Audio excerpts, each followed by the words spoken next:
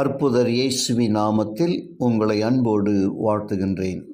இன்றைய வார்த்தை சரியானதை தெரிந்து கொள் என்கிற தலைப்பின் கீழாக நான் ஜீவனையும் மரணத்தையும் ஆசீர்வாதத்தையும் சாபத்தையும் உனக்கு முன் வைத்தேன்.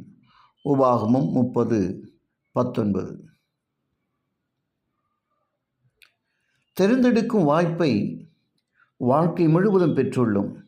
கவனமில்லாமல் அதிகமாக சாப்பிட்டால் உடல் பருமனாகும். அதிகமாக குடித்தால் குடல் புண்ணாகும். தேவையான அளவு தண்ணீர் குடிக்காவிட்டால் சிறுநீரகங்கள் பாதிக்கப்படும். தேவையான அளவு உடற்பயிற்சி செய்யாவிட்டால் உடலில் கொழுப்பு அதிகமாகி இருதயம் மற்றும் இரத்த சம்பந்தமான நோய்கள் ஏற்படும். சரிவிகித உணவு உண்ணாவிட்டால் உடலின் பல பாகங்கள் பாதிக்கப்படும். அதிகமாக புகைக்கிறவர்களுக்கு புற்றுநோய் உண்டாகும்.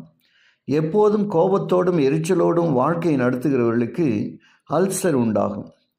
இவையாவும் நமக்கு தெரிந்திருக்கும் உண்மைகள். நாம் என்ன செய்ய தீர்மானிக்கிறோமோ அதற்கு ஏற்றவாறு நமது வாழ்க்கை அமைகிறது. தவறான தீர்மானங்களை செய்தால் வாழ்க்கையில் நிச்சயம் பாதிப்பு ஏற்படும்.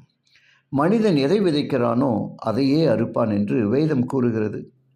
அதனால் தீர்மானம் செய்யும் பொறுப்பை ஆதி முதலே நமது கரத்தில் தேவன் கொடுத்திருக்கிறார்.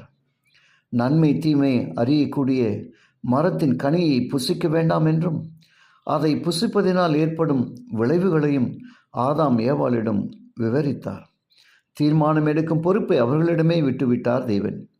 அவர்கள் அந்த மரத்தின் கனியை புசிக்க தீர்மானித்த போது தேவன் ஓடி வந்து அதை தடுக்கவும் இல்லை, கரத்திலிருந்து பழத்தை வாங்கி வீசிவிடவும் இல்லை. அவர்கள் எடுத்த தீர்மானத்தின் விளைவுகளை சந்திக்க வேண்டியிருந்தது. அந்த தேவன் என்றும் அப்படியே செயல்படுகிறார். மனிதர்களாகிய நமக்கு நன்மை இன்னதென்று அவர் அறிவித்திருக்கிறார். நான் நன்மையான காரியங்களை செய்ய தீர்மானித்தால் மேன்மை உண்டு.